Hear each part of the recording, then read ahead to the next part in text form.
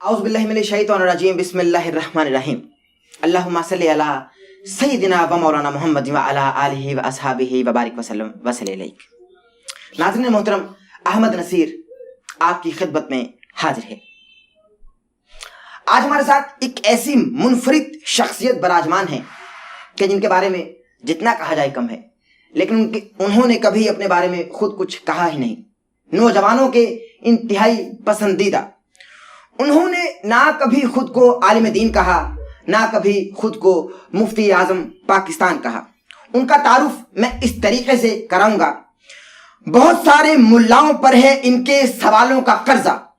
موجود ہیں ہمارے ساتھ انجینئر محمد علی مرزا۔ السلام علیکم۔ جی وعلیکم السلام ورحمۃ اللہ وبرکاتہ۔ ولا حول ولا قوۃ الا باللہ۔ اللہم صلی علی محمد وعلی آل محمد۔ احمد بھائی، اللہ تعالیٰ آپ کے حسن ظن کی لاج رکھے۔ اللہ کا نام لے کے شروع کریں جی۔ آپ کے جو بھی سوالات ہیں انشاءاللہ ہم کوشش کریں گے کہ بہت شکریہ، آپ کا طبیعت ٹھیک ہے؟ آپ جی جی الحمدللہ الحمدللہ۔ آپ مجھے یہ بتائیے کہ یہاں بہت سارے لوگوں کو ذرا سی چار باتیں آ جائیں تو وہ خود کو عالم کہنا شروع کر دیتے ہیں، مفتی اعظم پاکستان کہنا شروع کر دیتے ہیں۔ آپ نوجوانوں کو بہت موٹیویٹ کرتے ہیں، بہت سکھاتے ہیں، پڑھاتے ہیں، مگر آپ خود کو محمد علی مرزا کہتے ہیں، کیا وجہ؟ آپ علامہ کیوں نہیں لگاتے اپنے نام کے ساتھ؟ علامہ لگانے کا فائدہ نہیں ہے، اس کی وجہ یہ کہ اس وقت اس ماڈرن دور کے اندر اب کوئی ایز سچ اتنی عزت والی ڈگری یہ رہ نہیں گئی ہے مفتی یا علامہ یا مولوی کہ لگایا جائے۔ یہ تو ایک ویسے میں نے تفنن کے طور پر بات کی۔ ایکچوئل بات تو یہ ہے کہ پاکستان میں وہ لوگ اپنے ساتھ یہ ڈگری لگا سکتے ہیں جو اتھرائز ہیں۔ یہ ڈگری کی کوالیفیکیشن جو مدارس سے حاصل کی جاتی ہے وہ لوگ اپنے ساتھ لکھتے ہیں۔ اہل سنت کے ہاں مولوی، مفتی، مولانا لکھا جاتا ہے، اہل تشیع کے ہاں آیت اللہ لکھا جاتا ہے۔ اور باقی یہ حقیقت بات ہے کہ ہر دوسرے بندے نے اپنے ساتھ مفتی اعظم لگایا ہوا ہے، اور اس کے ماننے والے اس طرح کے ٹائٹل دے کے ان کی شخصیت کو اونچا کرنے کی کوشش کرتے ہیں۔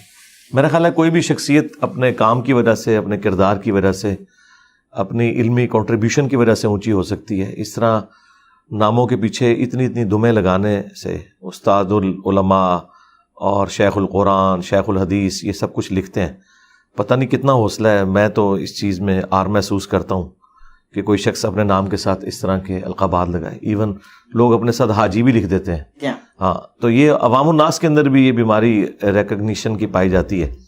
تو جو میں تھا میں نے وہ لکھ لیا۔ محمد علی مرزا میرا نام ہے، اور انجینئرنگ میری فیلڈ ہے، میکینیکل انجینئرنگ میں میں نے ڈگری کی ہے، تو اس کی وجہ سے میں نے انجینئر محمد علی مرزا جو بنتا تھا وہی ساتھ لکھ کے لگایا۔ باقی جو ہم دین کی خدمت کر رہے ہیں وہ ہر مسلمان کی بیسک رسپانسبلٹی ہے، اور وہ کسی عالم کے ذمہ نہیں ہے کہ اس نے صرف رسول اللہ کی مبارک دعوت صلی اللہ علیہ وآلہ وسلم پہنچانی ہے، بلکہ قرآن میں اللہ تعالیٰ نے فرمایا کنتم خیر امۃ اخرجت للناس تأمرون بالمعروف وتنہون عن المنکر۔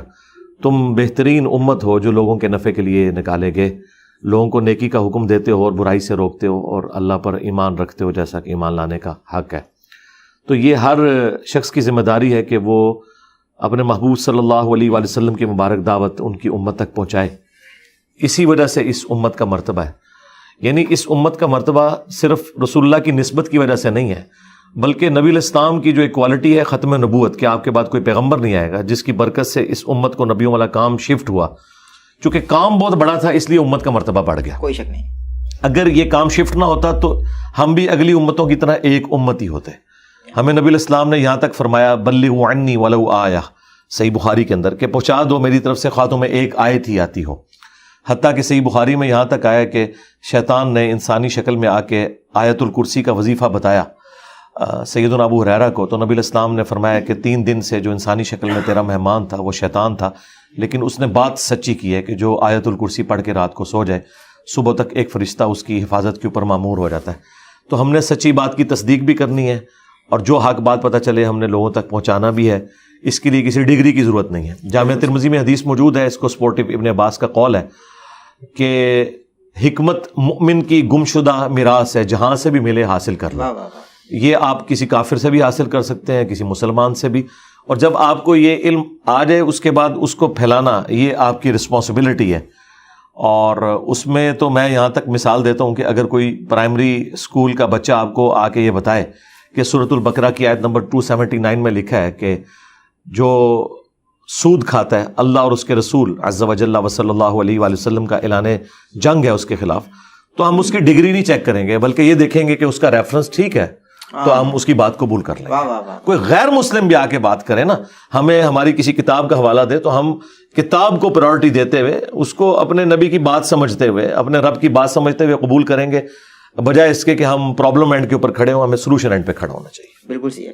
آپ نے ظاہر اپنی گفتگو میں فرمایا کہ شیطان نے سیدنا ابو ہریرہ سے، چونکہ آقا نے فرمایا کہ تھا تو وہ شیطان لیکن بات ٹھیک کر گیا۔ ٹھیک کر گیا۔ شیطان بات ٹھیک بھی کر جاتے؟ کر سکتا ہے ٹھیک، جب اس کی جان کے اوپر بنی پڑی ہو۔ بیسیکلی سیدنا ابو ہریرہ نے اسے پکڑ لیا تھا جب وہ انسانی شکل میں آیا تھا، تو اس نے یہ ایک مدنی رشوت دی تھی کہ مجھے آج چھوڑ دو، اس کے بدلے میں تمہیں ایک وظیفہ بتاتا ہوں۔ تو بیسیکلی اس نے اپنی جان چھڑانے کے لیے، ایک بڑا فساد مچانے کے لیے ایک چھوٹی سی نیکی کر لی۔ یہاں پہ بھی آپ دیکھیں نا، جھوٹ اور سچ کو ملا کے پیش کرنا، شیطنت اسی کا تو نام ہے نا، کہ آپ کوئی اچھی بات کرتے ہیں ساتھ اس کے غلط بات بھی مکس کر دیتے ہیں۔ اور بخاری مسلم میں تو ہے کہ شیاطین جو ہیں وہ فرشتوں سے بعض اوقات گفتگو اچک لیتے ہیں اور اس میں جھوٹ ملا کے نجومیوں کو بتاتے ہیں، اور وہ پبلک میں عام ہو جاتی ہے، لوگوں پہ دھاک بیٹھ جاتی ہے کہ بندہ سچی بات کر رہا ہے، اور کچھ پریڈکشن صحیح بھی ہو جاتی ہیں اور وہ فرشتوں سے انہوں نے چرائی ہوتی ہیں، اور میجارٹی پورشن اس میں جھوٹ ہوتا ہے۔ تو یہاں پہ بھی ہمارے جو کسٹوڈین ہیں دین کے، وہ بھی دیکھیں کچھ باتیں صحیح کرتے ہیں پھر ساتھ مکس بھی کر جاتے ہیں، اس کی وجہ سے ان کا جھوٹ والا سودا بھی بک جاتا ہے۔ تو شیطان کے طریقے کے اوپر ہی ہے نا یہ لوگ۔ بالکل۔ اچھا علی بھائی، مجھے بتائیے کہ دور نبوی صلی اللہ علیہ وآلہ وسلم، میرے سیدی میرے مرشدی آقا صلی اللہ علیہ وآلہ وسلم کے دور کی اذان ہماری سماعتوں سے چھو کر نہیں گزری، ہم نے اس اذان کو سنا نہیں۔ ہم اپنی مساجد میں لاؤڈ اسپیکر سے جو اذان سنتے ہیں وہ اذان صحیح ہے؟ جو اہل تشیع و مکتبہ فکر کی جانب سے اذانیں دی جاتی ہیں وہ اذان صحیح ہے؟ اہل تشیع نے جو چیزیں بیچ میں کچھ ایڈ کر لی ہیں نا، یہ کچھ عرصہ پہلے ہی انہوں نے ایڈ کی ہیں۔ اذان وہی ہے جو اہل سنت کے ہاں دی جاتی ہے، اس میں جو الفاظ ہیں نا، حی علی خیر العمل، اس طرح کی کچھ روایتیں اہل سنت کے ہاں بھی پائی جاتی ہیں، لیکن وہ اس طریقے سے مضبوط روایتیں نہیں ہیں۔ جو مضبوط روایت ہے ابو داؤد کے اندر اور سنن نسائی کے اندر، نبی الاسلام نے اذان خود تعلیم فرمائی ہے صحابہ کرام کو، اور اس میں مسلم شریف میں بھی کچھ حصہ اس کا موجود ہے۔ ایون یہ جو پبلک کے اندر ایک مسکنسیپشن ہے کہ یہ الصلاۃ خیر من النوم حضرت عمر نے داخل کیا، یہ ایک بے سند روایت تھی الموطا امام مالک میں، اس کی وجہ سے یہ ایک پبلک کے اندر عام ہوگی، ورنہ ابو داؤد میں، سنن نسائی میں اور ایون مشکات کے اندر موجود ہے۔ نبی الاسلام فجر کی اذان میں خود یہ تعلیم فرماتے تھے الصلاۃ خیر من النوم، اور باقی وہی الفاظ ہیں جو عام اہل سنت کے ہاں اذان دی جاتی ہے۔ البتہ اقامت جو ہے وہ اکیری ہوگی، جس طرح اہل حدیث دیتے ہیں، اور مکے اور مدینے میں اکیری اقامت کہی جاتی ہے، کیونکہ بخاری میں حدیث ہے کہ نبی الاسلام اذان کے کلمات دوہرے اور اقامت کے اکیرے تعلیم فرماتے تھے۔ البتہ ایک حدیث ہے صحیح مسلم کے اندر اور ابو داؤد کے اندر تو بڑی تفصیل کے ساتھ ہے، اذان ترجیح، یعنی جس میں آپ اشہد ان لا الہ الا اللہ 4 دفعہ کہتے ہیں اور اشہد ان محمد رسول اللہ 4 دفعہ کہتے ہیں۔ اس اذان کی جب اقامت ہوگی نا، تو چونکہ وہ 4 گنا ہو چکے ہیں تو اس کی اقامت ڈبل ہوگی، جس طرح حنفی دیتے ہیں۔ حنفیوں کی جو اقامت ہے نا، یہ اس صورت میں جب آپ اذان میں وہ کلمات 4 دفعہ کہیں۔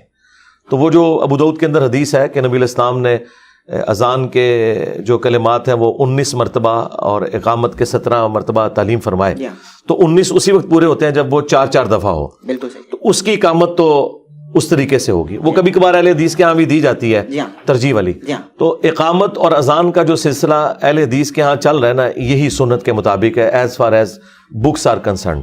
ہاں اذان تو آلموسٹ سب کی ٹھیک ہے، اور باقی یہ جو آپ کی اسپیکر کے حوالے سے بات ہے نا، اس میں ایڈ کر دوں، یہ اسپیکر کے اندر اذان دینا یہ کوئی اسلام کا حصہ نہیں ہے، یہ زیادہ تر تو لوگوں کے لیے تکلیف کا باعث ہی بنا ہوا ہے۔ ہاں، یہ کون سی اسلام کی خدمت ہے کہ آپ کی فجر کی نماز کے اندر 5 نمازی آتے ہیں اور آپ لوگوں کو اذان کی آواز کے ذریعے اتنے بڑے بڑے اسپیکر لگا کے، جو لوگ مساجد کے قریب رہ رہے ہیں نا، یقین کریں وہ صرف مسلمان ہونے کی وجہ سے اذان کا احترام کر رہے ہیں، ادروائز جتنی مشکل ان کی زندگی ہے، اور اگر خدا نخواستہ وہاں کوئی مریض ہو، اس کے لیے بڑی تکلیف دہ چیز ہو جاتی ہے اس حوالے سے۔ تو یہ کوئی سنت نہیں ہے اس طریقے سے، یہ تو ایسے ہی ہے کہ نبی الاسلام کے مبارک زمانے میں کوئی شخص جا کے لوگوں کے گھر پہ کھڑا ہو کے ان کے کان پہ جا کے اذان دیتا، اس سے زیادہ آواز اس اسپیکر میں آتی ہے۔ تو یہ کیا سنت ہے؟ بس اجمالاً ایک آواز آنی چاہیے. اس زمانے میں اسپیکر نہیں تھا تو بس ٹھیک ہے اذان ہوتی تھی. آج کل تو اسپیکر کی ویسے ہی ضرورت نہیں ہے کیونکہ ہمارے پاس گھڑیاں ہیں. ہمیں اذان کی آواز نہ بھی سنائی دے تب بھی ہم گھڑی کو دیکھ کے مسجد میں جاتے ہیں. یعنی یورپ اور امریکہ میں تو بالکل کوئی آواز نہیں ہے تو لوگ کیا مسجد میں نماز جماعت سے نہیں پڑھتے؟ مجھے بھی سال ہا سال ہوئے ہیں, ہم نے گھڑی کا حساب رکھا ہوتا ہے کہ 1 بجے جمعہ ہے یا 1:30 بجے جمعہ ہے اور عصر کی نماز 4 بجے ہے, تو ہم گھڑی کے مطابق جاتے ہیں. اذان کی آواز آئے نہ اس سے کوئی غرض ہی نہیں ہوتا. تو میرا خیال ہے یہ اذانوں کا یہ والا سلسلہ کہ پورے ایک اسپیکر کے سٹینڈ کھڑے کیے ہوئے ہیں اور لوگوں کو تکلیف میں ڈالا ہوا ہے, اگر یہاں اس چیز کو ختم بھی کر دیا جائے تو کوئی ایسا معاملہ نہیں ہے. یہ میں اس لیے بات کر رہا ہوں, انڈیا میں پچھلے دنوں گورنمنٹ نے پابندی لگائی ہے, مسلمان وہاں پہ ہنگامہ کھڑا کر رہے ہیں. یار آپ اس بات کے اوپر ہنگامہ کھڑا کر رہے ہیں کہ جو اسلام کا اس حوالے سے تو کوئی رکن ہی نہیں ہے کہ آپ نے اسپیکر میں اذان دینی ہے. اذان اسپیکر کے بغیر ہی دینا سنت ہے, اسپیکر میں دے دیں گے جائز ہے. اور اسی طریقے سے مسجد کے اندر بھی اگر اسپیکر آپ نے لگانا ہے تو اس صورت میں لگائیں کہ اگر نمازی بہت زیادہ ہے. یہ نہیں ہے کہ آپ مسجد کے اندر 5 نمازی کھڑے ہیں اور آپ نے اسپیکر کے ذریعے پورے محلے میں شبینے کی آواز جا رہی ہے اور لوگوں کو جان بوجھ کے آپ تنگ کر رہے ہیں. کئی مریض بھی ہیں اس میں, اور اگر کوئی آ کے بات کر لے تو آپ ان کے اوپر یعنی توہین مذہب کا الزام لگا دیں. تو میرا خیال ہے جذبات کی بجائے نا عقلاً ان معاملات کو دیکھنا چاہیے. صحیح بخاری میں آتا ہے حضرت عثمان غنی رضی اللہ تعالیٰ عنہ کے دور میں جب مسلمانوں کی آبادی بڑھ گئی اور مسجد میں زیادہ رش ہوتا تھا تو پھر انہوں نے پیرلل میں ایک اذان بازار میں شروع کروائی. اسپیکر تو نہیں تھا, جو انہوں نے مسجد میں 2 اذانیں شروع کر دی ہیں بالکل غلط ہے. اذان پیرلل میں ایک ہوگی, ایک مسجد میں ایک بازار میں, تاکہ ان تک آواز پہنچ جائے. اس کا آج کل ایک ماڈرن طریقہ اسپیکر کے ذریعے. اس طرح کی کوئی ضرورت ہے تو وہ آپ ضرور کریں, ادروائز اسپیکر کو اس کام کے لیے استعمال کرنا. اور پھر اس میں اللہ کا شکر ہے پاکستان میں تو پابندی لگ گئی ہے اب یہ خطبات کے اوپر, ورنہ تو یہ سٹوریاں کہانیاں ایک دوسرے فرقوں کو کافر ڈکلیئر کرنا یہ کچھ اسپیکر کے اندر ہوتا تھا. اب گورنمنٹ نے پابند کیا کہ آپ نے صرف عربی خطبہ دینا ہے, جیسے اردو تقریر شروع ہوتی ہے وہ اسپیکر کو آف کر دیتے ہیں. اللہ کا شکر ہے میں تو بڑا خوش ہوں اس حوالے سے. لوگ تو علی بھائی پہلے ہی آپ کو آڑے ہاتھوں لیتے ہیں, اور الٹا آپ یہ بتا رہے ہیں کہ بھائی یہ اذانیں جو مسلمانوں کے کانوں میں اذان کی فقط ایک آواز آتی ہے, یہ اس اذان پر جائیں نہ جائیں مسجد میں ایک آواز تو جانے دے بھائی, اللہ کا نام تو جانے دے کان میں. اس میں سے کیا روک رہے ہیں بھائی؟ جی اس لیے کہ اس میں سے نکالنا کیا ہے, اس کا اگر آپ نے کوئی ایڈوانٹیج لے لیا تو وہ مجھے بتائیں. نام سن کے اللہ سکون کہاں سے ملتا ہے تو مریضوں کو پوچھیں نا کہ ان کو سکون ملتا ہے کہ نہیں ملتا. جب رمضان کی پوری رات آپ لوگ شبینے چلاتے ہیں, ربیع الاول کی 12 راتوں میں آپ نے ڈیک کے اوپر قوالیاں اور نعتیں لگائی ہوتی ہیں, تو یہ اس تکلیف کا میں نے کہا وہ اظہار نہیں نہ کرتے, صرف آپ سے ڈرتے ہیں نا, تو وہ تکلیف تو وہ کاٹ رہے ہیں. 4 بندے جوش کے اندر کہتے ہیں کہ ہمیں مزہ آ رہا ہے, اس طرح تو مزہ ڈیفائن نہیں نہ ہوتا. مزہ تو تب ہے کہ جب آ رہا ہو واقعی. یہ تکلیف ہے کہ رات کو ایک شخص نے 10-11 بجے سونا ہے اور آپ نے 1 بجے تک قوالی لگائی ہوئی ہے, اور شبینے کے اوپر آپ نے اسپیکر کے ذریعے پورے محلے کے اندر تلاوت سنوا رہے ہیں لوگوں کو, تو انہوں نے سونا نہیں ہے. آپ اس کام کا ان کو پابند کر رہے ہیں کہ جو زیادہ سے زیادہ ایک نفلی چیز ہے, اور وہ بھی آپ کے لیے کہ جو سن رہے ہیں. محلے والوں کا کیا قصور ہے کہ آپ ان کو سنا رہے ہیں. اور یہ میں جو بات کر رہا ہوں نا, یہ اللہ کا شکر ہے, یہ آپ تو کراچی سے ہیں, کراچی میں جو باپا جانی ہے الیاس قادری صاحب, باقاعدہ انہوں نے ویڈیو میں کہا ہے کہ یہ غلط ہے, ایسا نہیں ہونا چاہیے. انہوں نے خود مانا ہے. بہت کم بھی ہو گئے نا وہ تو لاؤڈ اسپیکر سے. ہاں جی پہلے بہت زیادہ تھے تو کم ہو گئے. اچھا اگلے سوال کی جانب بڑھ رہا ہوں جی. اللہ نے ہر چیز کا جوڑا پیدا کیا. سوال یہ ہے کہ جناب مریم کو بنا شوہر کے اللہ نے بیٹا کیسے دیا؟ ذرا سوال مکمل ہونے دیجیے. کہ بنا شوہر کے جو جناب مریم کو اللہ نے بیٹا عطا فرمایا, اس سے رب کی فطرت کا قانون بھی ٹوٹ گیا ایک طریقے سے, کیونکہ رب نے خود فرما دیا قرآن میں کہ میں نے جوڑا پیدا کیا. قانون بھی ٹوٹ گیا اور ایک نیا مذہب بھی وجود میں آ گیا, تو نقصان ہو گیا نا. دیکھیں نقصان جو اس طرح کے ہوتے ہیں نا, ان غلط رویوں کی وجہ سے ہوتے ہیں. جب کوئی شخص 10 کو 0 لگا کے 100 بنا دے, اور ایک بندہ آ کے ایک اور 0 لگائے اس کو 1000 بنا دے, جتنی بات ہے اس کو رکھنا چاہیے. پہلے تو میں اس کا اینٹی وینم اور پھکی والا جواب دیتا ہوں جو قرآن میں اللہ تعالیٰ نے کرسچنز کو دیا ہے کہ عیسیٰ ابن مریم اللہ کے نزدیک آدم کی مثل ہے. اللہ تعالیٰ نے کن فیکون کر کے انہیں بنایا. یہ بہت بڑی بات تھی کہ سیدنا عیسیٰ ابن مریم کی ماں تو تھی نا, صرف ایک ایلیمنٹ والد والا مس ہوا نا. تو آدم علیہ السلام کی تو نہ ماں تھے اور نہ باپ تھے, تو وہ تو فٹ ان بیٹھتے ہیں پھر خدا کی ڈیفینیشن میں اگر خدائی کسی کو بنانا ہے. لیکن چونکہ وہ کریٹڈ ہے اس لیے مخلوق ہیں. اور کرسچنز خود حیران کن بات ہے کہ آدم علیہ السلام کو اللہ کا بیٹا نہیں مانتے, جن کے ماں باپ ہی کوئی نہیں, جو سب کے سب اللہ تعالیٰ نے جن کو بنایا, اور عیسیٰ ابن مریم کو اللہ کا بیٹا بنا رہے ہیں جن کی ماں ہے اور انہوں نے پریگنینسی کی وہ تکلیف بھی کاٹی ہے. قرآن میں پوری رپورٹ ہوئی ہے. یہ تو عقلاً ایک الزامی اور پھکی والا جواب، اینٹی وینم والا جواب ہو گیا اس حوالے سے، اور لاجیکل آنسر بھی ہے. باقی اللہ تعالیٰ جان بوجھ کے اپنے قانون قدرت کو توڑتا ہے، یہ بتانے کے لیے کہ ان اللہ علی کل شیء قدیر. اللہ تعالیٰ ہر چیز پہ اتنی قدرت رکھتا ہے کہ اللہ تعالیٰ اپنے بنائے ہوئے محکم قوانین جو فزیکل فینومینا آف نیچر ہے ان کا بھی پابند نہیں ہے. مثلا اللہ تعالیٰ کا یہ قانون قدرت ہے کہ آگ جلاتی ہے. اگر یہ قانون نہ ہوتا تو آج آپ ڈیزل انجن، پیٹرول انجن نہ بنا سکتے، نہ آپ کوئی تندور لگا سکتے، اگر یہ محکم قانون نہ ہوتا. یہ اتنا محکم ہے کہ آپ جتنی بار آگ لگائیں گے آگ لگے گی. لیکن ابراہیم علیہ السلام کے لیے اللہ تعالیٰ نے اسے ٹھنڈا کیا ایک ہی دفعہ، نہ ان سے پہلے نہ ان کے بعد کسی کے لیے ٹھنڈی ہوئی. تو یہ ایک معجزہ ہے جس میں اللہ تعالیٰ نے فزیکل فینومینا آف نیچر کو توڑ کے اسٹیبلش کیا کہ میں اس کا پابند نہیں ہوں. سمندر میں راستہ بنانا یہ موسیٰ علیہ السلام کے لیے ہوا ہے، اس کے بعد اور اس سے پہلے لوگ کشتیوں میں ہی سفر کرتے ہیں. عیسیٰ ابن مریم کے کیس میں بھی اللہ تعالیٰ نے قرآن میں سورہ مریم میں فرمایا کہ ہم عیسیٰ اور ان کی ماں کو جہان والوں کے لیے نشانی بنانے والے ہیں. یہ ایک نشانی تھی جہان والوں کے لیے کہ اللہ تعالیٰ کا معجزہ ظاہر ہوا. اچھا، پھر عیسیٰ ابن مریم خود کیا کہہ رہے ہیں؟ میں اللہ کا بندہ ہوں، مجھے اللہ نے کتاب دی ہے اور مجھے اپنی ماں کے ساتھ حسن سلوک کرنے والا بنایا ہے. سلام ہو اس دن پر جس دن میں پیدا ہوا، جس دن میں مروں گا اور جس دن میں دوبارہ اٹھایا جاؤں گا. سورہ مریم یہ ان کے کلمات نقل ہوئے ہیں. تو عیسیٰ ابن مریم کے بارے میں ان لوگوں نے جو ڈیوینٹی کلیم کی ہے، آج بھی اسٹیبلش انجیل کے اندر ایک ان ایمبیگوس اسٹیٹمنٹ کوئی ایسی نہیں ہے جس سے یہ ثابت ہوتا ہو کہ عیسیٰ ابن مریم اللہ ہیں یا اللہ کے بیٹے ہیں. یہ بعد کے لوگوں نے چیزیں بیچ میں داخل کر کے اور یہ غلط معاملات آگے چلائے. اللہ تعالیٰ نے یہ سب کچھ جو کیا ہے نا وہ آزمائش کے لیے بھی ہوتا ہے. اس سے بڑی بات، شیطان نہ ہوتا تو ہم سب جنتی ہو جاتے ہیں.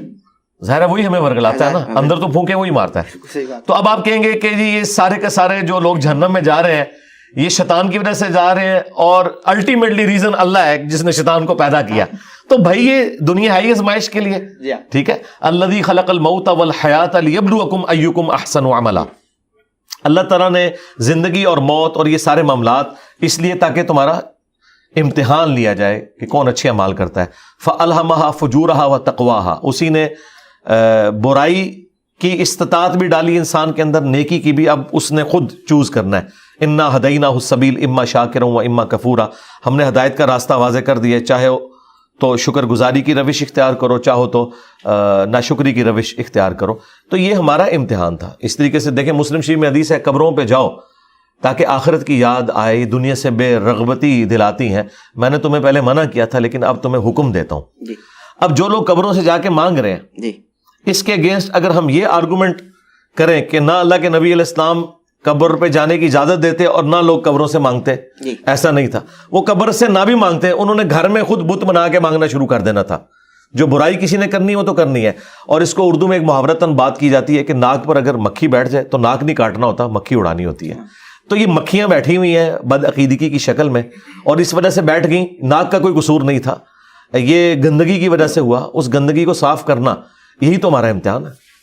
اب ایک سوال ہے، چونکہ آپ نے قبر کا ذکر کیا، آقا علیہ الصلوۃ والسلام کے روزہ اطہر پر جب ظاہر ہے کہ انسان تشریف لے جاتا ہے تو جب اس کی نظر پڑتی ہے جنت البقیع میں جو ان کی بیٹی سیدہ فاطمہ الزہرا ابیہا علیہ افضل الصلوۃ والسلام، ان کی قبر پر فقط ایک کالا پتھر پڑا ہے.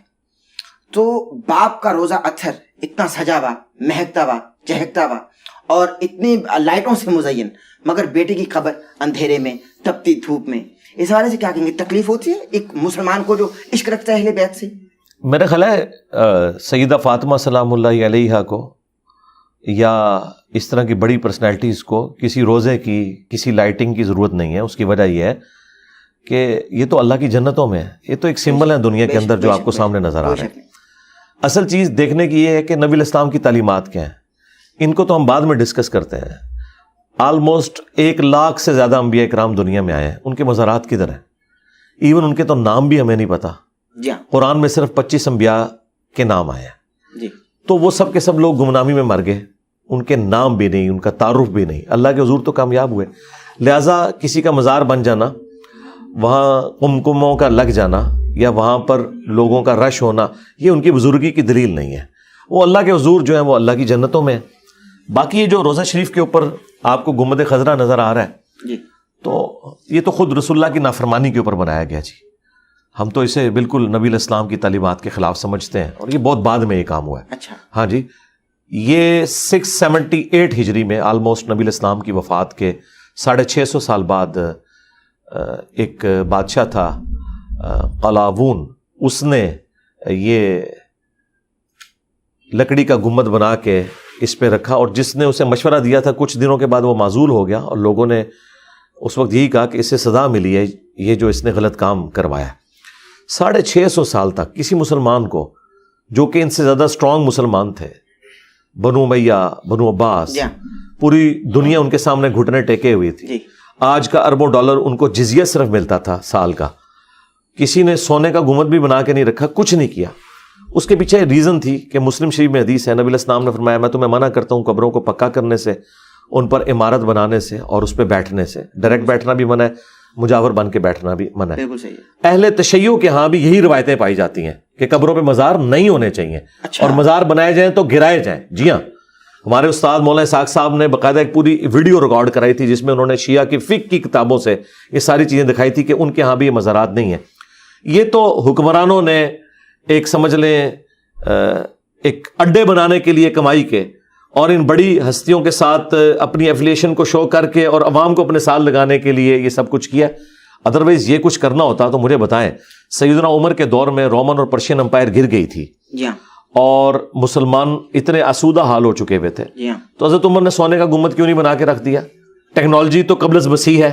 یہ آیا صوفیہ جو ہے اس کا جو گنبد ہے, گنبد خضرا سے کئی گنا بڑا گنبد ہے, اور یہ نبی اسلام کی پیدائش سے بھی, یہ نبی صلی اللہ علیہ وآلہ وسلم کی پیدائش سے بھی آلموسٹ 30-40 سال پہلے کنسٹرکٹ ہوا ہے, پیدائش سے. اچھا جی آیا صوفیہ جو ہے یہ نبی الاسلام کی پیدائش سے پہلے کا ہے. تو اتنا بڑا گنبد جو کنسٹرکٹ ہوا ہے, اور کلیسا موجود تھے اس زمانے میں, تو صحابہ کرام کے لیے کوئی مسئلہ تھا نبی الاسلام کی قبر کے اوپر یہ بنانا؟ اور تابعین کے دور میں جبکہ صحابہ بھی زندہ تھے, نبی الاسلام کی وفات کے آلموسٹ آپ سمجھ لیں 60 سال کے بعد یہ ڈوم آف دا راک جو گولڈن ڈوم ہے, جو قبۃ الصخرہ, اس چٹان کے اوپر بنایا گیا جہاں سے نبی الاسلام معراج پہ تشریف لے گئے تھے, بیت المقدس. تو یہ اتنا بڑا گنبد ہے, یہ گنبد خضرا سے بھی بڑا ہے اور اتنا خوبصورت گنبد ہے. یہ نبی الاسلام کی وفات کے 60 سال بعد بنو امیہ کا جو حاکم تھا عبد الملک بن مروان, اس نے تعمیر کی ہے. اس کے لیے کوئی مسئلہ تھا کہ جب ادھر اتنا بڑا بنایا تو نبی الاسلام کی قبر اطہر پہ بنا تھا؟ اسے پتا تھا کہ نبی الاسلام نے اس چیز سے منع کیا ہوا ہے اور کسی نے اس کو ایکسیپٹ نہیں کرنا تھا. تو مجھے بتائیے جو کام نبی الاسلام کی وفات کے 650 سال بعد ہو رہا ہے وہ دین کیسے ہو گیا؟ گنبد خضرا کا تعلق نبی الاسلام کے ساتھ نہیں ہے, اس کا تعلق حکمرانوں کے ساتھ ہے.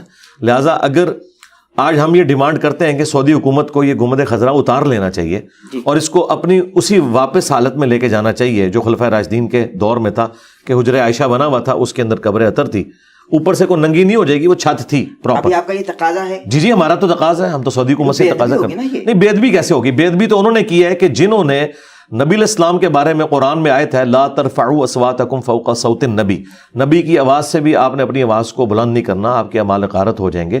جن لوگوں نے یہ حرکت کی کہ اس کنسٹرکشن کے دوران انہوں نے اوپر گنبد رکھا اور یہ شور مچایا, ظاہر ہے کہ اس طریقے سے تو اوپر گنبد نہیں رکھا گیا, وہاں پہ کوئی کرینے تو نہیں تھی. یہ سارے کا سارا جو ٹھوکا ٹھاکی انہوں نے کی ہے نبی الاسلام کی قبر اطہر کے پاس, کیونکہ نبی الاسلام اپنی وفات کے بعد بھی اس طرح ہی قابل احترام ہے جس طرح زندگی میں تھے, تو بے ادبی تو انہوں نے کی ہے. اور اسی وجہ سے سعودی علماء نے کہا تھا یہ گنبد خضرا کی طرح کے بڑے بڑے گنبد بقیہ غرقد میں بھی, سیدہ فاطمہ سلام اللہ علیہا کی قبر اطہر کے اوپر بھی, اور اس طریقے سے ام عائشہ سلام اللہ علیہا, امام مالک رحمہ اللہ, حضرت عثمان غنی رضی اللہ تعالیٰ عنہ, اور سیدہ فاطمہ کے ساتھ ہی قبریں حضرت عباس کی جو نبی الاسلام کے چچا ہیں, اور اس کے بعد امام حسن علیہ السلام, امام زین العابدین اور امام باقر اور امام جعفر, ان کی قبریں بقیہ غرقد میں موجود ہیں. اور اس کے اوپر ایک بہت بڑا گنبد تھا, اس کی ریئل ٹائم پکچرز بھی اویلیبل ہیں, آپ گوگل میں جائیں تو لکھیں تو یہ ساری پھر گرائیں سعودی حکومت نے نا گنبد خضرا. انہوں نے جنت البقیع جی 8 شوال کو اسی کا یہ رونا روتے ہیں, اسی کا رونا روتے ہیں 1926 میں. تو ہم ان سے بھی کہتے ہیں کہ آپ رونا اس چیز کا کیوں رو رہے ہیں کہ جو کام ہی بعد میں ہوا تھا. نبی الاسلام نے یہ کام کیوں نہیں کروایا؟ مولا علی علیہ السلام نے سیدہ فاطمہ کا قبہ کیوں نہیں بنوا دیا؟ وہ تو خلیفہ راشد بھی تھے نا, کیوں نہیں قبہ بنوایا؟ یہ قبے نہیں تھے اسلام کے اندر. اسلام میں آپ گاڈ اورینٹڈ ہیں. جب ہستی ایک دنیا سے چلے گی تو زیادہ زیادہ آپ ان کی قبر پہ جائیں گے, اور ان جو اہل البیت کی قبریں ہیں, انبیاء کی قبریں ہیں, یہ دعاؤں کی قبولیت کا ذریعہ ہے. اللہ سے جا کے وہاں دعا مانگیں, وہاں پہ سلام آپ عرض کریں. بس یہ تھا. یہ سارے کے سارے معاملات جو بعد میں ہوئے ہیں ان کو آپ دین بنا کے کیوں پیش کر رہے ہیں؟ بالکل صحیح, وہ دین تو نہیں ہے نا. بالکل صحیح. اور مولا علی تو خود یہ مزارات توڑواتے رہے ہیں. جو بنی ہوئی قبریں بھی تھیں اونچی, صحیح مسلم میں نبی الاسلام نے حضرت علی کی ڈیوٹی لگائی تھی, اور حضرت علی نے اپنے دور خلافت میں ابو حیاج اسدی کی ڈیوٹی لگائی تھی کہ تم یہ ساری قبریں جو اونچی بنی ہیں ان کو زمین کے برابر کرو. زیادہ زیادہ 1 بالش رکھ سکتے ہیں. نبی الاسلام کی قبر اطہر بھی 1 بالش تھا, 9 انچ. تو بعد میں لوگوں نے یہ سب کچھ کیا, اور صحابہ کرام کے زمانے میں تو اس طرح کے معاملات نہیں تھے. تو جو کام بعد میں ہوا ہے وہ کس طرح دلیل بن سکتا ہے؟ اب اگر کوئی کہتا ہے یہ دلیل بن سکتا ہے تو ہم اہل تشیع سے ہی معذرت سے ہی عرض کریں گے کہ پھر بعد میں تو 400 سال تک یہ بھی رہا ہے کہ 1517 سے لے کے 1917 تک 400 سال تک خانہ کعبے میں 4 مصلی تھے, حنفی, شافعی, مالکی, حنبلی. ٹھیک ہے. اہل تشیع کا کوئی مصلی نہیں تھا. سنیوں کے 4 مصلی تھے, اور سارے اپنی اپنی جماعت لادا کرواتے تھے. ویسے چاروں کو حق پہ بھی مانتے تھے اور ایک دوسرے کے پیچھے نماز بھی پڑھتے. ڈرامہ بازی کی ہوئی تھی انہوں نے. تو یہ ڈرامہ بازی سعودی حکومت نے ختم کروائی ہے. اس پہ تو شیعہ خوش ہے کہ اچھا ہوا ہے کہ مصلی اٹھائے ہیں, کہ وہ کہتے ہیں جب ہمارا نہیں مصلی ان کے کیوں ہے. ویسے تو ہمارے نزدیک کسی کا بھی نہیں ہونا چاہیے, ایک ہی مصلی ہونا چاہیے. وَاتَّخِذُوا مِن مَقَامِ إِبْرَاهِيمَ مُصَلَّى, ابراہیم کے کھڑے ہونے کی جگہ کو نماز کے لیے جگہ بناؤ. نبی الاسلام نے وہیں پہ امامت کی تھی. تو پھر ہم یہ کہیں گے 4 مصلی سعودی حکومت نے ہٹائے تھے. پہلے تو تھے بھائی جس سلطنت عثمانیہ جس نے شیعان علی کو ناحق قتل کیا, اسی سلطنت عثمانیہ نے 4 مصلی ڈالے ہوئے تھے خانہ کعبے کے اندر. تو اسی سلطنت عثمانیہ نے یہ مزار بنوائے ہوئے تھے. یہ نبی الاسلام صحابہ تابعین نے تو نہیں بنائے ہوئے. تو سلطنت عثمانیہ کے کیے ہوئے کام کب سے سنت ہو گئے کہ آپ ان کے اوپر غم منائیں؟ بالکل صحیح. تو قبریں اسی طرح ہی ہونی چاہیے جس طرح ہے. آپ نے فرمایا کہ اپنی آوازیں بھی نبی کی آوازوں سے بلند نہ کریں, اور انہوں نے یہ خود سے گنبد بنا دیے, بے ادبی کی آپ کے بقول, اور آپ نے یہ تقاضا بھی کیا کہ بھائی ان کو اٹھا دیا جائے, منہدم کر دیا جائے. منہدم نہیں, اتار لیا جائے. کرین ہے نہیں, اٹھانے سے پتہ کیا ہوتا ہے, یہ اتنے ظالم ہے کہ جب ہم یہ بات کرتے ہیں نا تو یہ کہتے ہیں روزہ شریف کو مٹا دو. جی اس طرح تو نہیں بات ہو, روزہ شریف کی تو بات ہی نہیں ہو رہی. روزہ شریف تو دعاؤں کی قبولیت کی جگہ ہے, وہ اس پلانٹ ارتھ پہ افضل ترین جگہ ہے, وہ اس دنیا کا حصہ ہی نہیں ہے, وہ تو جنت کا ٹکڑا ہے, ریاض الجنہ ہے. بخاری مسلم میں حدیث ہے کہ میرے گھر سے لے کر میرے ممبر تک جنت کے ٹکڑوں میں سے ایک ٹکڑا ہے. وہ نبی صلی اللہ علیہ وآلہ وسلم کی قبر اطہر, سیدنا ابوبکر عمر کی قبریں رضی اللہ عنہما علیہم السلام, وہ جنت کے ٹکڑے میں ہیں, اور اس پہ حاضری دینا صحابہ کرام کی سنت ہے. السلام علیکہ یا رسول اللہ, السلام علیکہ یا ابا بکر, السلام علیکہ یا عمر, یہ جا کے صحابہ کرام پڑھا کرتے تھے. وہ ساری چیزیں اپنی جگہ ہیں. اس کو آپ یوں سمجھیں جس طرح ہم کرسچن سے یہ ڈیمانڈ کرتے ہیں کہ آپ جیزس کرائسٹ کو خدا کا بیٹا نہ کہیں, تو وہ اس کو جیزس کرائسٹ کی توہین سمجھتے ہیں. جبکہ قرآن تو اس سے بھی ایک سٹیپ آگے جا رہا ہے کہ عیسیٰ نہ تمہارے نفع کے مالک ہے نہ نقصان کے. عیسیٰ ان کی ماں روٹی کھانے کے محتاج تھے. اللہ ارادہ کرے عیسیٰ کو, ان کی ماں کو اور ساری مخلوقات کو تباہ کر دے, اللہ کا کوئی کیا بگاڑ لے گا. اب یہ تینوں سورۃ المائدہ کی آیات ہیں جو میں نے کوٹ کی ہیں. کیا ان آیات کو ہم جیزس کرائسٹ کی توہین سمجھیں گے؟ نہیں. توحید اسٹیبلش کرنے کے لیے آپ کو یہ کہنا پڑے گا. اس طریقے سے سنت کو اسٹیبلش کرنے کے لیے جب ہم یہ بات کرتے ہیں کہ جو کام رسول اللہ کی نافرمانی کے اوپر ہوا ہے, اس کو جذباتی طور پر یہ کیوں ہینڈل کرتے ہیں؟ کل کو اگر کوئی جذباتی طور پر یہ ہینڈل کرے کہ جی قرآن سے میں آیت نکال دوں گا کہ عیسیٰ روٹی کھانے کے محتاج تھے, پھر تو روٹی افضل ہوگی عیسیٰ سے, تو وہ تو کافر ہی ہو جائے گا نا. میں قرآن سے آیت نکال دوں گا کہ عیسیٰ اور ان کی ماں تمہارے نفع نقصان کے مالک نہیں ہے, عیسیٰ علیہ السلام کے بارے میں اتنے توہین آمیز کلمات ہیں, نعوذ باللہ, یا اللہ ارادہ کرے عیسیٰ اور اس کی ماں کو ہلاک کر دے, تو یہ تو بڑی توہین ہوئی ہے. تو توہین نہیں ہوئی ہے. توحید اسٹیبلش کرنے کے لیے جب نبیوں کو لوگ اللہ کے مقابلے پر کھڑا کرتے ہیں نا, پھر اللہ تعالیٰ اپنی توحید کو اسٹیبلش کرنے کے لیے ایسے جملے بولتا ہے تاکہ توحید اسٹیبلش ہو. جس طرح حضرت ابوبکر صدیق نے دیکھیں کیا فرضی جملہ بولا ہے, من کان یعبد محمدا فإن محمدا قد مات. نہ کوئی آیت نہ کوئی حدیث, یہ ان کا اپنا ذاتی جملہ. جو آیت بھی کوٹ کی انہوں نے, اس میں بھی یہ نہیں تھا, اس میں تو تھا وما محمد الا رسول قد خلت من قبلہ الرسل افإن مات او قتل یا انک میت وانہم میتون. اے نبی تمہیں بھی مرنا ہے, تمہارے مخالفین کو بھی مرنا ہے. محمد تو نہیں تھے مگر ایک رسول, اگر یہ مر جائیں یا قتل ہو جائیں یا وفات کر جائیں یا وصال شریف فرما جائیں, آپ جیسے لوگوں کے نزدیک جو ترجمہ ہے, یا شہید ہو جائیں, تو کیا تم دین سے الٹے قدم پھر جاؤ گے؟ اب اتنی بات تو درست تھی، لیکن اس کے ساتھ ویلیو ایڈیشن کی حضرت ابوبکر نے کہا من کان یعبد محمدا فإن محمدا قد مات. صحیح بخاری میں کم از کم 4 جگہ پہ یہ خطبہ ہے. جو تم میں محمد کی عبادت کرتا تھا وہ جان لے کے محمد مر چکے، اور جو اللہ کی عبادت کرتا ہے وہ جان لے کے اللہ کو کبھی موت نہیں آئے گی. اب یہ آیت حدیث تو نہیں تھی، لیکن انہیں پتا تھا کہ جیزس کرائسٹ کو لوگوں نے خدا بنایا تھا، محمد رسول اللہ کو بھی کہیں خدا نہ بنا لے، تو انہوں نے اس کو اسٹیبلش کیا، جو میرے نزدیک یہ ان کا فرضی جملہ کام کر گیا کہ آج ہم کوٹ کر سکتے ہیں. اور یہ انہوں نے جو بولا یہ ڈیڈکٹ کیا بخاری کی اس حدیث سے. دیکھنا میری شان کو اس طرح بلند نہ کرنا جس طرح نصارہ نے حضرت عیسیٰ ابن مریم کو بڑھا دیا تھا. میں اللہ کا بندہ اور اس کا رسول ہوں، مجھے اللہ کا بندہ اور اس کا رسول کہنا.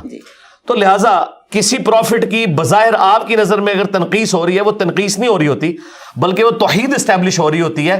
آپ نے پیغمبر کی طرف جھوٹ منسوب کر دیا ہوتا ہے، اس کو ہمیں وہ گرد کو صاف کرنا پڑتا ہے. یہ پیغمبر پہ جھوٹ ان لوگوں نے باندھا ہے جنہوں نے گنبد خضرا رکھا ہے. بالکل صحیح ہے، یہ جھوٹ انہوں نے باندھا پیغمبر کے اوپر. ورنہ 650 سال تک جتنے مسلمان ہیں وہ گستاخ رسول تھے کہ وہ گنبد نہیں انہوں نے بنایا ہوا، وہ تو ڈرتے تھے. آپ نہ ڈرو گے. لیکن ابھی آپ کا تقاضا ہے نا کہ اس کو اٹھا لیا جائے. ہاں جی اٹھانا چاہیے. تو ایک طرف اللہ تبارک و تعالیٰ فرماتا ہے کہ میرے آقا کی، میرے محمد مصطفیٰ صلی اللہ علیہ وسلم کی آوازوں سے اپنی آواز بلند نہ کرو. اور پھر دوسرا ہم گھر میں جھانک رہے ہیں، چونکہ اٹھانا پڑے گا تو گھر میں جھانکا جائے گا نا، تو یہ بے ادبی نہیں ہوگی. نہیں جھانکا نہیں جائے گا، اس کے اوپر آلریڈی نا چھت بنی ہوئی ہے. یہ چھت کے اوپر گنبد لا کے رکھا گیا. اگر وہ اٹھائیں گے نا تو جانتے ہیں نا کیا چیز آقا تو جانتے ہیں نا. نہیں اس میں کون سی بے پردگی والا کون سا معاملہ ہو گیا. اللہ کے بندے اب یہ نبی الاسلام کی سنت کو اسٹیبلش، مجھے بتائیں کل کو کوئی پاکستانی جا کے ڈھول مارنا شروع کر دے گنبد خضرا پہ جالی شریف کے سامنے، تو ہم اسے نہیں روکیں گے. ہم کہیں گے آقا کی مرضی سے ہو رہا ہے. نہیں بجائے گا نا ڈھول. نہیں اگر کوئی بجائے تو پھر اگر نہیں ہوا ہے نا. یزید نے گھوڑے نہیں باندھے مسجد نبی میں 3 دن تک. نہیں دیکھے نا یہ چیز کی بات ہے نا، ہوئی نا، تو بے ادبی کرتے آئے تھے. وہ بے ادبی کر، اس کا مطلب ہے بے ادبی ہو سکتی ہے، ہوئی تھی. نہیں آپ نے کہا نا کہ ایسا ہو نہیں سکتا کہ کوئی کرے. اب نہیں ہو سکتا نا. نہیں اب کہاں آیت میں لکھا ہے کہ اب نہیں ہوگا اور بعد میں ہوگا. وہ تو دیکھیں جب تک یزید نے کام نہیں ڈالا تھا اس وقت تک بھی لوگ یہی سمجھتے تھے. مجھے بتائیں وہ زیادہ عاشق رسول تھے یا آپ زیادہ عاشق رسول ہیں؟ انہوں نے کبھی سوچا بھی تھا کہ مسجد نبوی کی یہ توہین ہوگی؟ آج تو ہم بہت دور ہیں نا. جنہوں نے نبی الاسلام کا زمانہ پایا ہوا تھا اور ان کے ماں باپ صحابہ تھے اور وہ ان کی اولادیں تھی، انہوں نے سوچا تھا ہمارے ساتھ یزید یہ کرے گا؟ تو ہو گیا نا. اس کا مطلب ہے دنیا بقدر ایفرٹ ہے. یہ ہو سکتا ہے کہ کوئی بے ادبی کرے، چاہے اس زمانے میں کرے آج. تو میں نے آپ کو اتنی نیچے اتر کے مثال اس لیے دی کہ اگر آج کوئی مسجد نبوی میں گھوڑے باندھے اور مسجد نبوی کو امامت سے محروم کرے تو کیا ہم اسے نہیں روکیں گے؟ غلط کام جو کرے گا اسے روکیں گے کہ یہ آپ غلط کر رہے ہو.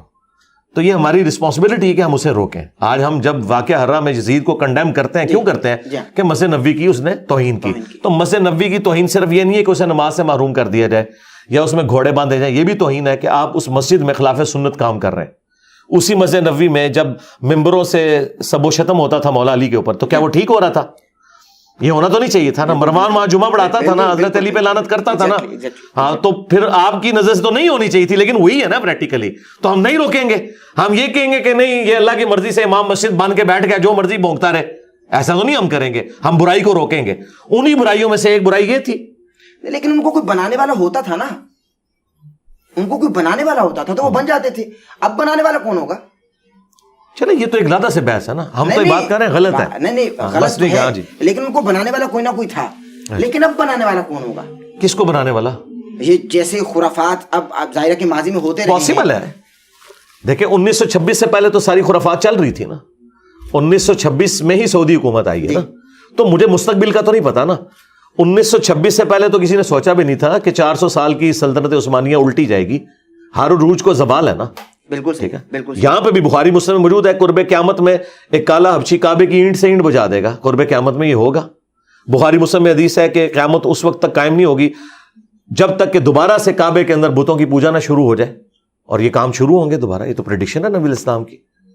یہ پاسبل ہے. علی بھائی یہاں آنے سے پہلے بہت سارے علماء کرام نے، اور سب سے بڑی بات جن لوگوں کو اس کا زیادہ خدشہ ہے ان کے لیے تو ہو چکا. نجدی حکومت کا آنا ہی ان کے اوپر بہت بڑی لعنت پڑ گئی ہے. وہ تو کہتے ہیں ان کے پیچھے نماز نہیں ہوتی. تو میں آپ کے کیمرے کی وساطت سے کہہ رہا ہوں کہ جو لوگ اہل حدیث یا نجدیوں کو غلط کہتے ہیں ان کی تو راتوں کی نیندیں حرام ہو جانی چاہیے.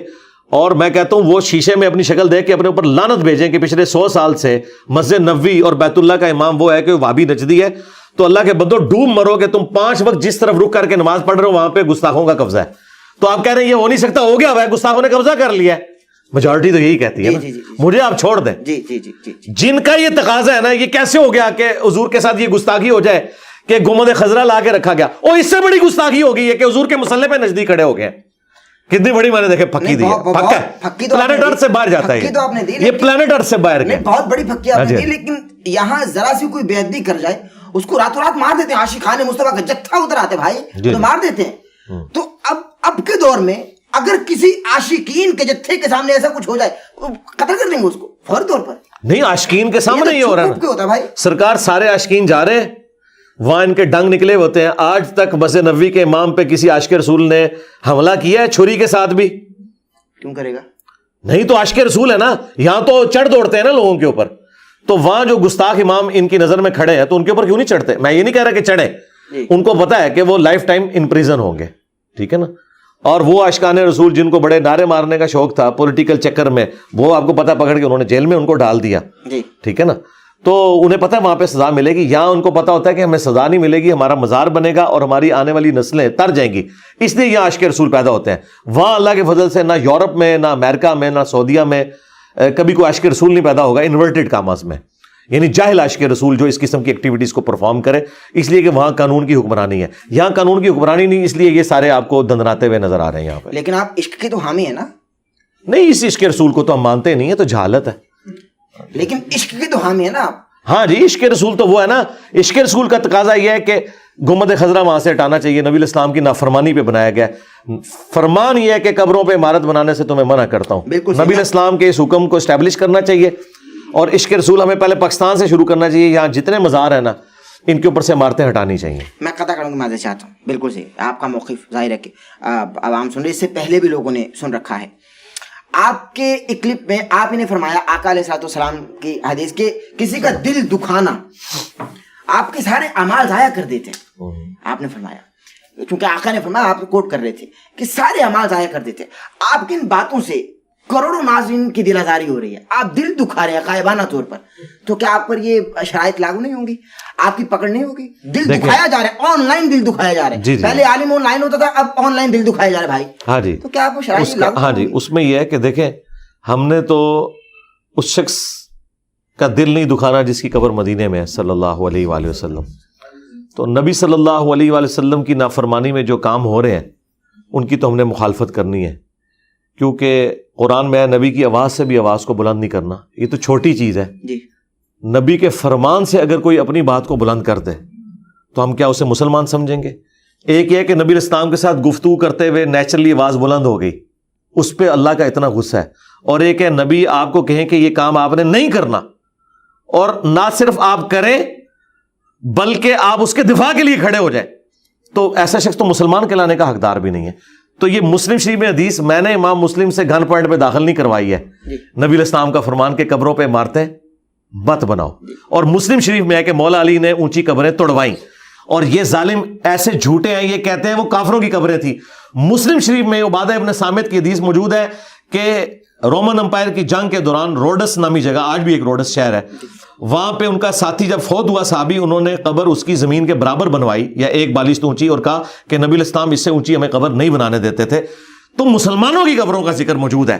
تو اب مجھے بتائیں, اگر مسلمانوں کی قبریں اس طریقے سے اونچی قبریں نیچی کروائی جائیں اور تصویریں مٹائی جائیں اور مزارات توڑوائے جائیں, تو یہ تو نبی الاسلام کے فرمان کو اسٹیبلش کرنا ہے. اگر اسی کی وجہ سے کسی شیطان کا دل دکھتا ہے, میں تو آپ کی بات کے ساتھ ایگری نہیں کرتا کہ کروڑوں مسلمانوں کا دل دکھے گا, کیونکہ یہ بڑا خطرناک معاملہ ہو جائے گا کہ نبی الاسلام کے حکم کو پورا کرتے ہوئے اگر کسی کا دل دکھ رہا ہے تو وہ کافر ہی ہوگا, مسلمان نہیں ہوگا. صرف اسی معاملے نہیں نا, بہت ساری باتیں کہہ جاتے ہیں نا. وہ ٹھیک, ابھی تو صرف جو یہ بات ہو رہی ہے نا اس کو ڈسکس کریں کہ آپ جن کو مسلمان سمجھ رہے ہیں, میرا خیال ہے آپ نے ان کا ایمان سٹیک پہ لگا دیا ہے, کیونکہ جو نبی کے فرمان کو اسٹیبلش کرنے کی وجہ سے کسی کا دل دکھے وہ تو خود ہی مسلمان نہیں ہے. تو سب سے پہلے تو ہم اسے مسلمان کریں گے, اسے نبی الاسلام کے حکم کا پابند کریں گے. تو ہم نے یہ نہیں دیکھنا کہ لوگ کیا سوچتے ہیں, ہم نے یہ دیکھنا ہے کہ نبی صلی اللہ علیہ وآلہ وسلم نے کیا فرمایا. آپ دیکھیں صحیح بخاری میں حضرت عمر نے منکرین زکوٰۃ کے خلاف قتال کرنے سے منع کیا, انہوں نے کہا کلمہ تو پڑھ رہے ہیں, نماز پڑھ رہے ہیں, صرف زکوٰۃ کے مسئلے میں اختلاف ہے نا. تو حضرت ابوبکر نے کیا کہا کہ جو نبی علیہ السلام کے دور میں ایک رسی بھی دیتا تھا نہیں دے گا, میں اس کے خلاف قتال کروں گا, کیونکہ جس طرح نماز اللہ کا حق ہے نا, اس طرح زکوٰۃ بھی اللہ کا حق ہے دولت میں. تو حضرت عمر فاروق رضی اللہ تعالیٰ کے مشورے کو حضرت ابوبکر نے ریجیکٹ کیا, اور حضرت عمر کے الفاظ ہیں اللہ نے ابوبکر کا سینہ کھول دیا کہ انہیں وہ بات سمجھ آ گئی جو ہمیں نہیں آئی تھی. تو بھائی اگر حضرت عمر کو ایک بات سمجھ نہیں آئی اور کئی صحابہ کو سمجھ نہیں آئی جو اکیلے ابوبکر کو سمجھ آئی ہوئی تھی, تو آج بھی ہو سکتا ہے کہ مجھے کوئی ایسی بات سمجھ آئی ہے جو آپ کو بھی سمجھ آ رہی ہے کہ نبی علیہ السلام نے فرمایا کہ قبروں پہ مارتے ہیں نہیں بنانی. تو حضرت ابوبکر نے صحابہ سے مخالفت کرتے ہوئے دین کو اسٹیبلش کیا, منکرین زکوٰۃ کے خلاف پروٹیسٹ نہیں کیا, تلوار اٹھائی ہے.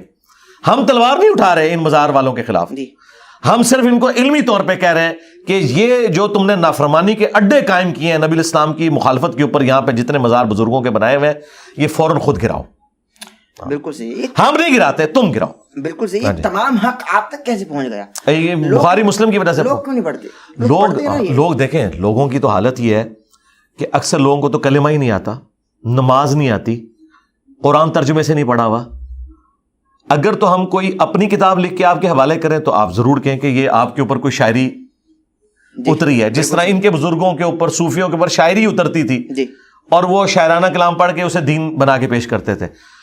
یہ بخاری مسلم قرآن کے ترجمے انہوں نے چھاپے ہوئے ہیں, اپنے اپنے فرقوں کے ترجمے خود پڑھ کے دیکھ لیں کہ کیا یہ لکھا ہوا ہے کہ نہیں. جو کچھ میں بیان کر رہا ہوں, اگر کوئی بریلوی ہے تو مسلم شریف بریلویوں کی کھول کے پڑھ لے کہ اس میں کیا لکھا ہوا ہے یا نہیں لکھا ہوا, یہ آپ بات کریں.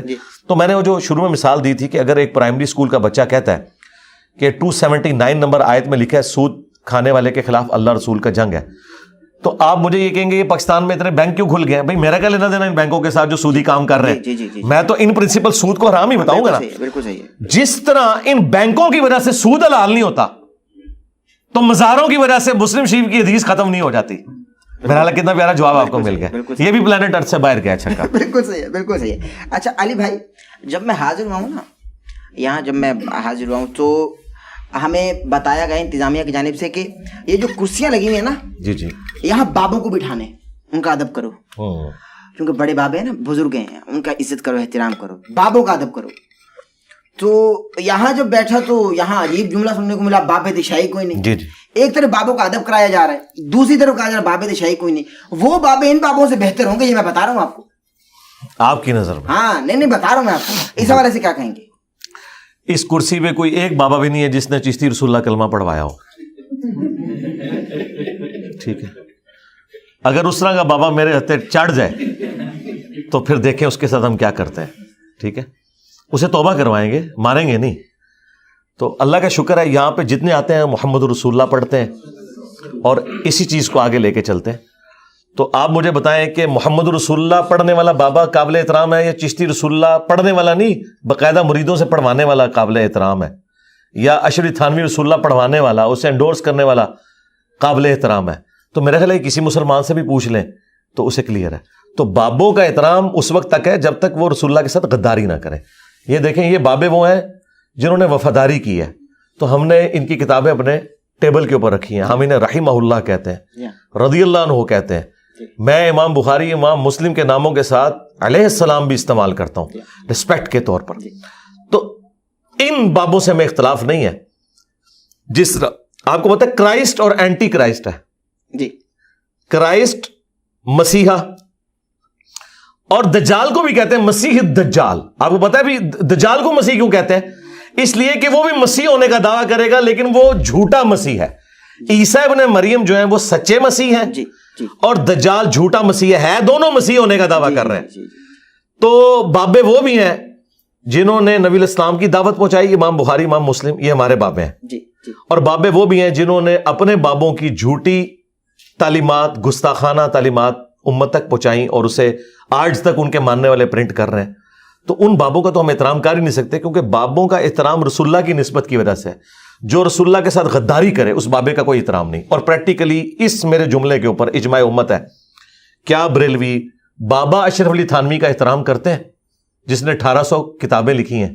نہیں, کیونکہ احمد بریلوی نے اسے کافر ڈکلیئر کیا. اور بریلوی علماء کا یہ فتویٰ ہے کہ اشرف تھانوی کو جو مسلمان سمجھے وہ خود بھی کافر ہے.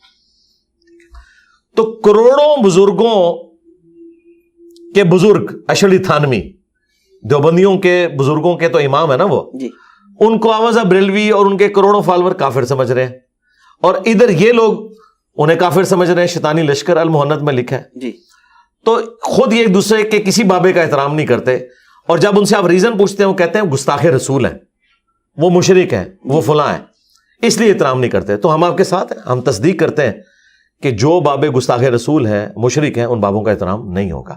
یہ میری ڈاکٹرن نہیں ہے، یہ آلریڈی انہوں نے ہمیں سکھائی ہوئی ہے. بالکل صحیح ہے. اچھا، یہ بھی تو بابوں میں آئیں گے نا، علی حجویری اور سلطان العارفین اور بابا بلے شاہ، اور ان کے ساتھ ساتھ بہت سارے ایسے بزرگان جنہوں نے بہت کام کیا ہے، اور لوگ ان کو بہت عشق کرتے ہیں، ان سے محبت کرتے ہیں عشق رسول کی نسبت سے. اس والے سے آپ ان کو بھی بیچ میں لیتے ہیں، ان کو پھکی دے رہے ہیں. عشق رسول انہوں نے بھی چشتی یا رسول اللہ کہا ہے. جی جی، دیکھیں یہ سارے وہی کچھ ہی ہیں نا. بات یہ ہے کہ اگر آپ سمجھتے ہیں کہ یہ وہ نہیں ہے تو آپ ان کا کوئی انڈیپینڈنٹ تعارف مجھے بتائیں نا. مجھے بتائیں کہ ان لوگوں نے قرآن کا یہ ترجمہ کیا فارسی زبان کے اندر، انہوں نے بخاری مسلم کا ترجمہ کیا نیٹو لینگویج کے اندر. خدمات کی جب بات ہوتی ہے تو خدمات کا مطلب یہ ہے کہ ایک شاعرانہ کلام لکھ دینا خدمت ہے، تو وہ تو کوئی بھی لکھ سکتا ہے. یا نچ کے مرشد منا لینا، آپ نے کہا نا بلے شاہ، ان کے بارے میں کہتے ہیں کہ وہ ڈانس کر کے انہوں نے مرشد کو منایا تھا. جی، تو اس طرح کا ڈانس کر کے مرشد منانا اگر قرآن و سنت میں لکھا ہوا ہے تو ہم کہیں گے دین کی خدمت انہوں نے کی ہے. اور اسی طریقے سے جو باقی بزرگ ہیں ان کی کوئی کنٹریبیوشن بتائیں نا. زیادہ زیادہ ان کے پاس ایک بات ہوگی کہ انہوں نے کلمہ پڑھا کے ہمارے بزرگوں کو مسلمان کیا. ہم کہتے ہیں اگر یہ ان کی فضیلت ہے تو وہ تو ہم ماضی میں جا کے کوئی ویڈیو پروڈیوس نہیں کر سکتے کہ آپ اپنے کلیم میں سچے ہیں یا نہیں ہیں. لیکن آج کے دور میں ڈاکٹر ذاکر نائک نے ہزاروں، چلے احتیاطاً کہہ لیتے ہیں سینکڑوں ہندوؤں کو کلمہ کیمرے میں پڑھایا. جی، تو بریلوی دیوبندی انہیں سلطان الہند کیوں نہیں مانتے ڈاکٹر ذاکر نائک کو، جنہوں نے اس ماڈرن دور میں لوگوں کو مسلمان کیا ہے؟ وہ کیا کہیں گے کہ ڈاکٹر ذاکر نائک کے عقیدے درست نہیں ہیں. ہاں، وہ کہتے ہیں اس نے کلمہ ضرور پڑھایا ہے لیکن اس کے عقیدے صحیح نہیں، اس لیے ہم اسے بزرگ نہیں مانتے. بالکل یہی نظریہ ہمارا ان کے بزرگوں کے بارے میں کہ کلمہ پڑھانے سے کوئی بزرگ نہیں ہو جاتا، کیونکہ بخاری مسلم حدیث ہے اللہ فاسق سے بھی دین کا کام لے سکتا ہے. اگر آپ نے کسی بزرگ کی بزرگی ثابت کرنی ہے نا تو آپ نے اس کی کوئی کنٹریبیوشن دکھانی ہے. کلمہ پڑھانا تو کوئی کنٹریبیوشن نہیں ہے. لیکن مولود الدین چشتی 90 لاکھ لوگوں کو مسلمان کر رہے ہیں. ہاں تو وہ ڈاکٹر حسین بادشاہ حسین، جی جی جی دین حسین، جی دین جی حسین. حسین علیہ السلام کی تعریف تو یار کافروں نے بھی کی ہے. حسین علیہ السلام کی تعریف کرنے سے کوئی خود بڑا نہیں ہو جاتا. آپ نے ذاکر نائک کا بھی حوالہ دیا نا، وہ یزید کو رضی اللہ کہتے ہیں، مولود الدین چشتی نے تو نہیں کہا. نہیں، فرق تو دیکھنا. نہیں، فرق تو فرق پہ اگر آپ کہیں گے تو معین الدین چشتی صاحب نے تو بہت بڑا کام کیا ہے جو ان کی طرف منسوب ہے. ہم ایک ٹن حسن ظن رکھتے ہیں کہ انہوں نے نہیں کیا ہوگا، لیکن چونکہ ان کے ماننے والے اسے صحیح سمجھتے ہیں تو ہم نے تو ان کی بات ہی ماننی ہے نا. تو انہوں نے تو اپنے نام کا کلمہ پڑھایا. ڈاکٹر ذاکر نائک نے تو نبی کے نام کا کلمہ پڑھایا، اپنے نام کا نہیں پڑھایا. یہ بہت بڑا ڈفرنس ہے. جب کلمہ ہی نہیں ہے تو بات ہی ختم ہوگی. آج دیکھیں جو لوگ جھوٹی موٹی لکھ کے قادیانی اپنے آپ کو جرمنی جا رہے ہیں، یہاں علماء کہتے ہیں نہیں وہ کافر ہو چکے ہیں کیونکہ انہوں نے وقتی طور پہ ایگری کیا ہے. جی، یہاں پہ ان کا پیر کہہ رہا ہے بیٹا پڑھ چشتی رسول اللہ، تو یہ کہتے ہیں نہیں امتحان کے طور پہ پڑھایا. دیکھیں بعد میں انہوں نے کہہ دیا، بھائی بعد میں جب کہا تو خود کلمہ پڑھ کے مسلمان نہیں ہوئے وہ، نہ انہوں نے کوئی بیعت اپنی کی ہے، کیونکہ جب کوئی اس طرح کا کلمات کفر بولتا ہے اس کی بیعت بھی ٹوٹتی ہے، وہ کافر بھی ہو جاتا ہے، اس کا نکاح بھی ٹوٹتا ہے. تو وہ جو ان کے چاچو تھے چشتی صاحب، ان کی چاچی چلی گئی ان کے عقد سے. تو نہ انہوں نے دوبارہ نکاح کیا، الٹا انہوں نے مرید کر لیا اسے. مرید تو وہ کر نہیں سکتے تھے، ان کی بیعت ٹوٹ چکی تھی کلمات کفر کی وجہ سے. انہوں نے کلمہ بھی نہیں پڑھا، اور کلمہ پڑھ کے ہی مسلمان ہونا تھا، صرف یہ کہہ کے نہیں کہ یہ غلط تھا اور یہ صحیح تھا. نہیں، کلمہ پڑھنا ہوتا ہے. جو بندہ کافر ہوتا ہے پھر دوبارہ سے وہ کلمہ پڑھتا ہے. پھر کلمہ پڑھنے کے بعد پہلے انہوں نے بیعت اپنی کرنی تھی، پھر اسے مرید کرنا تھا. وہ پتہ نہیں کس کا مرید کیا انہوں نے. یعنی بیسک جو دین ہے وہ بھی تعلیمات سے یہ لوگ آ رہی ہیں.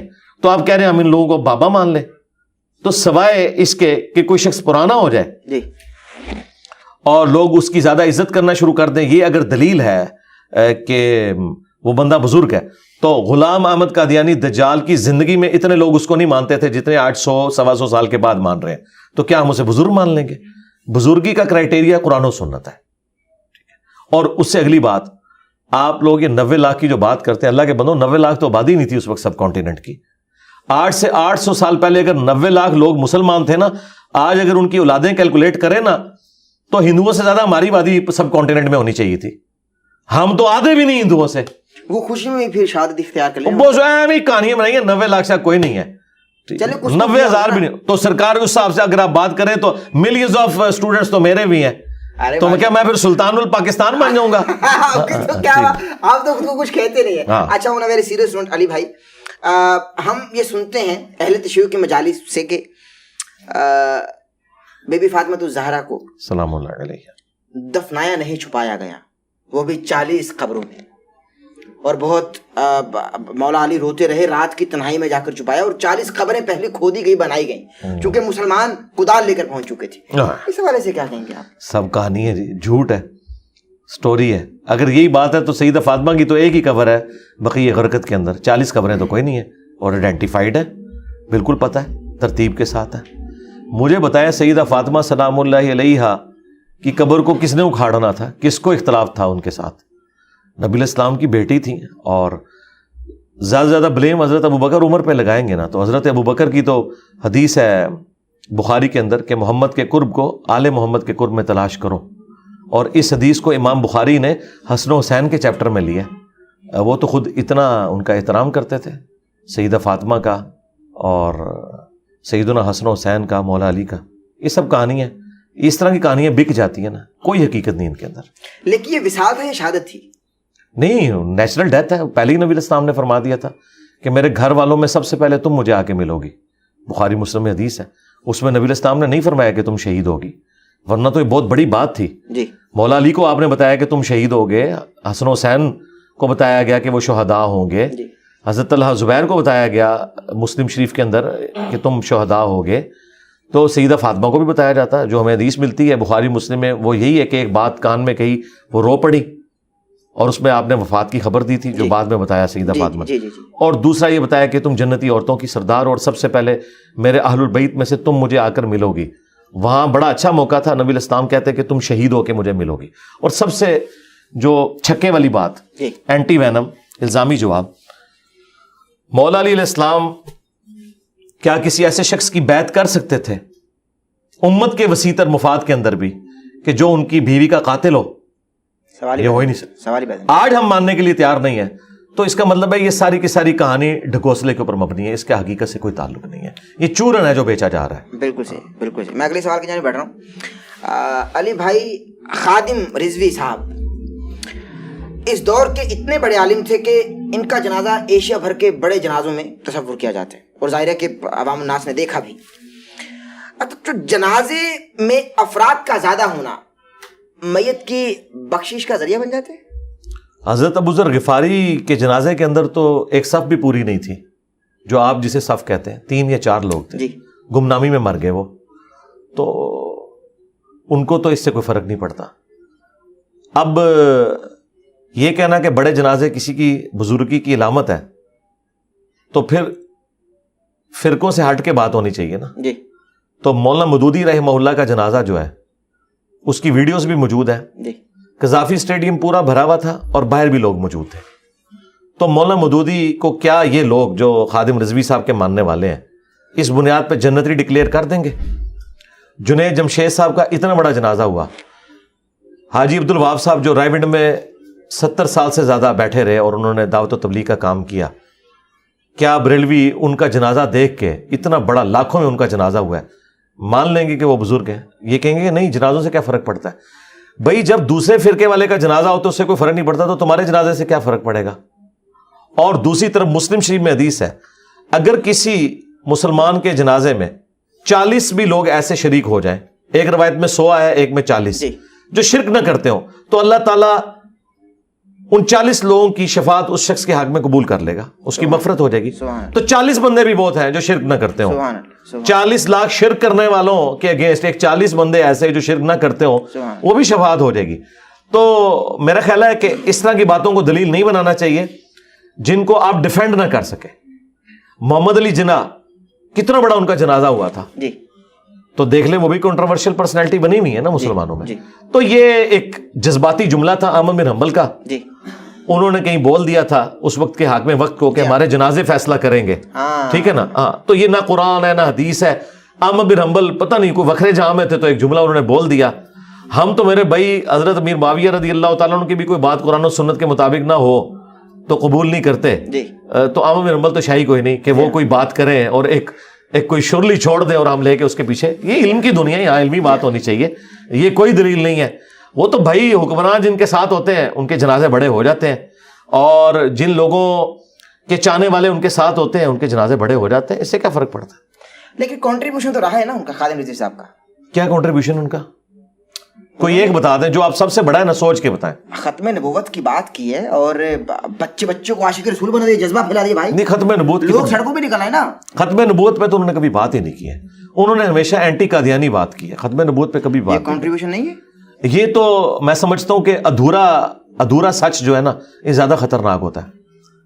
ختم نبوت پہ بات تب ہوتی کہ جب ان کے گھر میں جو آگ لگی ہوئی تھی چشتی رسول اللہ, اس کو بجھاتے. لاہور سے اٹھے تھے تو لاہور ہی سے وہ کتاب پرنٹ ہو رہی تھی. ادھر تو کوئی دھرنا نہیں انہوں نے دیا. ٹھیک ہے. اسی طریقے سے میں نے ان کی زندگی میں کشف المحجوب جب وہ لہرایا کرتے تھے داتا دربار پہ بیٹھ کے, اس میں نبی الاسلام کے اوپر جو سکینڈل باندھا گیا وہ دکھایا, اس کی پرنٹنگ تو انہوں نے کوئی نہیں رکوائی. تو وہ ایک کاز لے کے پہنچ گئے دھرنے میں, اور اس وقت وہ تو اپنی کاز کے لیے مخلص ہی تھے.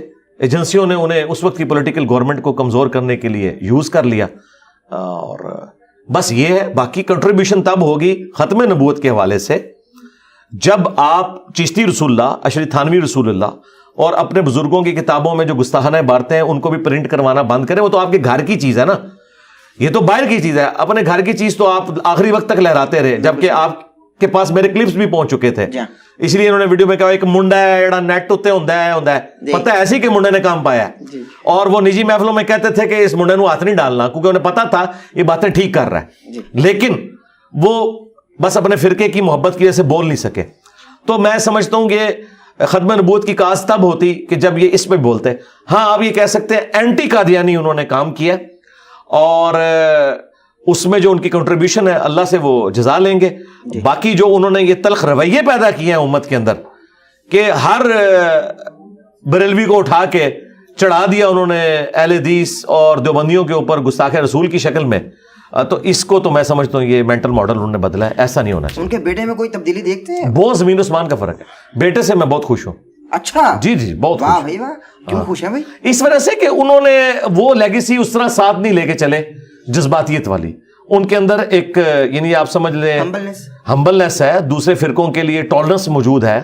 وہ شیعہ کو بھی مل رہے ہیں, وہ اہل حدیث کو بھی مل رہے ہیں, اس کی وجہ سے اپنے فرقے کے بڑے علماء کی وہ گالیاں بھی کھا رہے ہیں. تو اس وجہ سے میں تو ان کو کافی اس اعتبار سے پسند کرتا ہوں. بالکل صحیح, بالکل صحیح. اچھا مجھے علی بھائی یہ بتائیے کہ ایک روایت معلوم نہیں ملتی ہے نہیں ملتی, لیکن بہت ہم نے انٹرنیٹ پہ سنا کہ ایک بوڑھی عورت آقا علیہ الصلوۃ والسلام پر کوڑا پھینکتی تھی.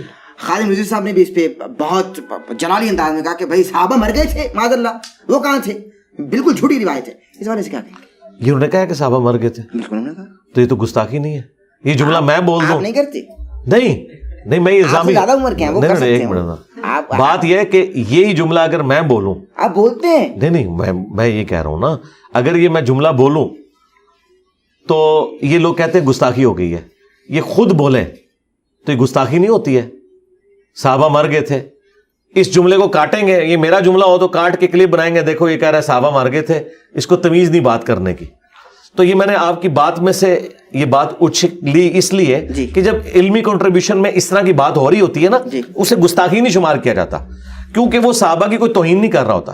قرآن میں لکھا ہے نا کہ قرآن ہزل نہیں ہے, یعنی قرآن بکواس نہیں, نعوذ باللہ, یعنی ہزل نہیں ہے, وما ہوا بالہزل.